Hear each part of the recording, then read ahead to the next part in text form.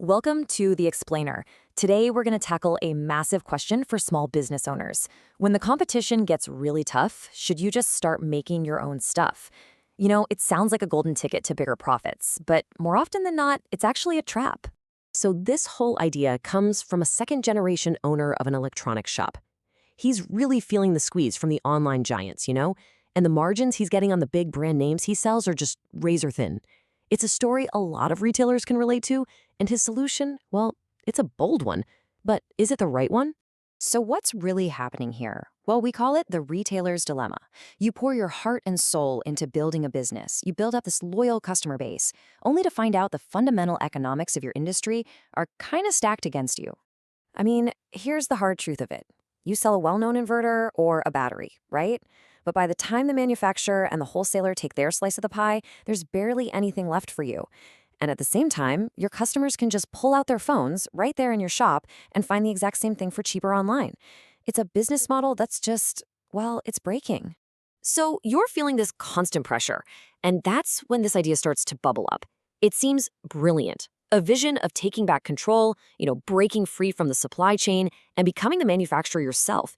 This is the very tempting call of the manufacturing dream. The logic seems perfect, doesn't it?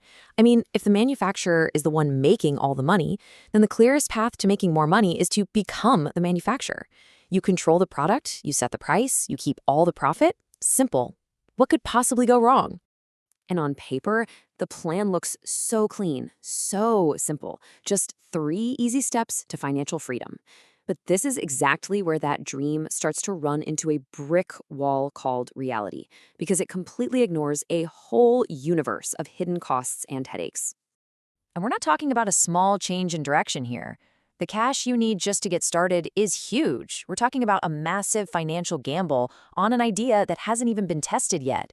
And believe me, that's just the price to get in the door.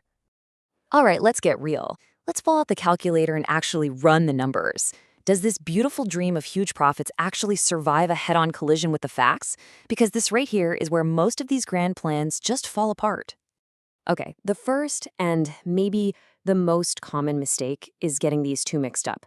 Gross profit is that big, exciting number that makes the whole idea seem worthwhile. But net profit, that's what you actually get to take home after you've paid for absolutely everything else. And that is the only number that really, truly matters. And this slide just lays out the trap perfectly. You might think you're making a really healthy 2,500 rupee profit on each item just based on what it costs to make. But once you factor in all the new overhead, the rent for the factory, the salaries, the marketing, that fat profit can shrink down to almost nothing. And oh boy, do those new costs add up fast. It's not just the big check you write at the beginning. It's the massive new bills you're stuck with every single month, whether you sell one single item or 1,000 of them. We're talking about a huge new financial weight on your shoulders, month in and month out. And when you actually look at the numbers like this, side by side, the problem just becomes painfully obvious. You're putting in a massive investment, taking on huge new monthly costs, all for a tiny, tiny little sliver of extra savings. The math is just brutal. It doesn't work. This is the ROI trap. So here's the big takeaway. You absolutely have to calculate your return on investment. In this scenario, spending a fortune to save a fraction is a terrible return. It's a classic example of a business owner falling in love with a cool idea without doing the cold, hard math first. Okay, so if becoming a manufacturer is a trap, what's the smart move? Well, the answer isn't about becoming something totally new.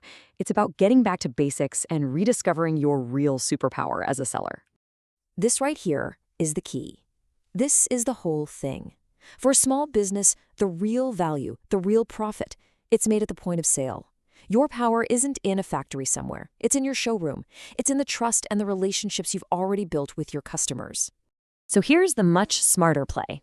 Instead of trying to build a whole new brand from nothing, why not partner with a brand that already exists? One that's high quality, but maybe not a household name yet. And crucially, one that offers you a way better margin. Your job isn't to make the thing, it's to be a guide who shows your customer why this other option is actually the better value. And this is exactly how you do it. You become your customer's trusted expert. You make a simple, powerful chart just like this one. You're not just pushing a product anymore, you're providing a clear, logical solution. Look, a 3-year warranty instead of one. More backup power. You'll actually save money every year. And oh, by the way, it costs less upfront. You make the smart choice the incredibly easy choice. You see, this one strategic shift, from trying to be a maker to doubling down on being a great seller, it opens up a whole new world of growth ideas that are way less risky and play right into the strengths you already have. Now look, this doesn't mean manufacturing is always a terrible idea. It can totally be the right move if you're already a huge established brand with millions of customers, or if you've literally invented something brand new that no one has ever seen before. But for almost every other small retailer out there, it's a distraction that's just going to bleed you dry. So the real key is to focus your energy on smarter growth. Look at your successful competitors. What are they doing? Could you add a high-margin repair service? Can you lean into local marketing and use those value comparison sheets to become the go-to expert in your area? It is all about leveraging the trust you've already worked so hard to build. And in the end, this is the most important lesson of all. Real, sustainable success doesn't usually come from ditching your core business to jump into a totally different one you know nothing about. It comes from mastering the game you're already in. If you're a retailer, your mission is to become the absolute best, most trusted, most valuable retailer you can possibly be. And that leaves us with one final question to think about, and not just for retailers, but for anyone in business. Are you focused on what you do best, or are you being tempted by a manufacturing dream of your own? Because knowing the answer to that question could be the difference between just struggling to survive and actually succeeding.